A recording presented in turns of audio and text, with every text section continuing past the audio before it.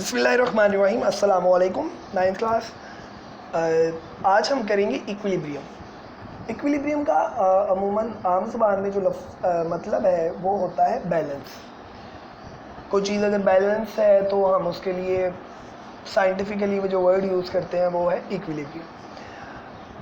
तो फिज़िक्स में इक्विलिब्रियम का मतलब ये है कि अगर किसी भी बॉडी के ऊपर कोई नेट फोर्स नहीं लग रही, अगर किसी बॉडी पर कोई नेट फोर्स ना लग रही हो तो हम बोलते हैं कि बॉडी किस में है, इक्विलिब्रियम है।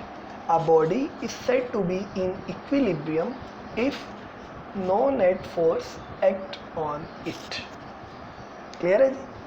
A body is said to be in equilibrium, body को कहा जा सकता है कि वो इक्विलिब्रियम में है इफ़ अगर no net force acts on it, अगर उसके ऊपर कोई भी फोर्स ना लग रही हो।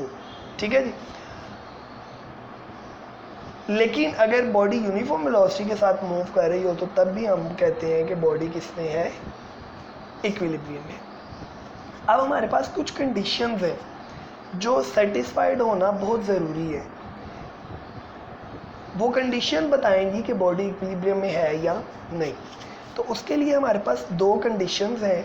पहली कंडीशन ये है कि उस बॉडी पर लगने वाली तमाम फोर्सेस का जो सम है वो ज़ीरो हो, सिफर हो।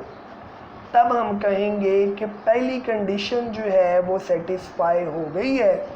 कहा जा सकता है कि बॉडी किस में है, इक्विलिब्रियम में है। ठीक है। तो अब लेट से उस बॉडी पर फोर्सेस लग रही हैं F1, F2, F3 so on Fn। तो इनको अगर हम इकट्ठा कर लें तो हम लिख लेंगे सिग्मा F। इस वर्ड को हम क्या बोलते हैं, सिग्मा। समेशन के लिए यूज़ होता है, सम अप करने के लिए यूज़ करते हैं कि sum of all forces acting on the body equals to 0। Clear है जी? और डिटेल में जाएंगे तो हम इसको यूं कहेंगे कि उस बॉडी पर लगने वाली जो एक्स डायरेक्शन में फोर्सेस हैं उनका सम 0, और उस बॉडी पर लगने वाली जो वाई डायरेक्शन हैं वो उन फोर्सेस का सम भी इक्वल टू 0।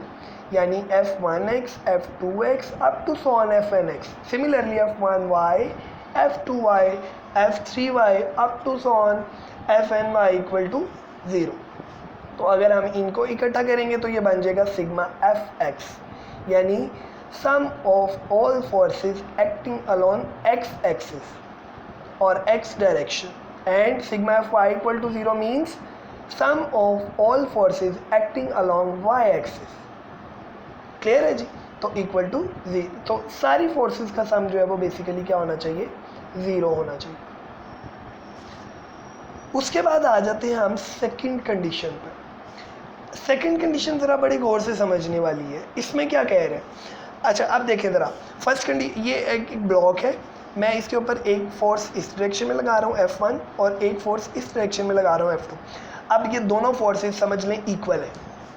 ये अगर 10 न्यूटन है तो ये भी 10 न्यूटन है, लेकिन मसला ये है कि इनकी डायरेक्शन ऑपोजिट है, इसलिए ये एक दूसरे के इफेक्ट को क्या करेंगी, कैंसिल कर देंगी। तो बॉडी मूव नहीं करेगी, बॉडी मूव नहीं करेगी तो हम कहेंगे बॉडी किस में है, इक्विलिब्रियम में है।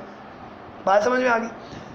तो ये तो बात समझ में आ गई हमें। अब अगली बात क्या है, अगर ये देखें अभी भी ये फोर्स 10 न्यूटन है और ये भी फोर्स 10 न्यूटन है, लेकिन मैंने सिर्फ क्या किया है, थोड़ा सा पॉइंट चेंज कर दिया। अब इसको मैं ऊपर की तरफ लगा रहा हूँ यहाँ पर और इसको यहाँ पर बॉटम पर। अब ये बॉडी मूव करेगी कि नहीं करेगी, करेगी। ठीक है, क्यों करेगी, क्योंकि अब देखिए यहाँ पर फर्स्ट कंडीशन तो सेटिस्फाई हो गई, ये भी 10 न्यूटन ये भी 10 न्यूटन, डायरेक्शन ऑपोजिट कैंसिल कर दिया एक दूसरे के इफेक्ट हो, लेकिन बॉडी फिर भी मूव कर रही है फर्स्ट कंडीशन के सेटिस्फाई होने के बावजूद। इसका मतलब कोई सेकंड कंडीशन की हमें ज़रूरत है।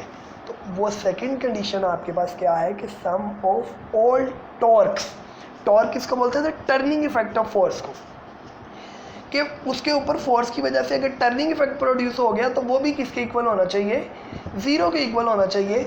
तब जाकर हम कहेंगे हाँ भाई पहली कंडीशन बी सेटिस्फाई है, दूसरी कंडीशन टॉर्क वाली कंडीशन बी सेटिस्फाई है, अब बॉडी इक्विलिब्रियम में है।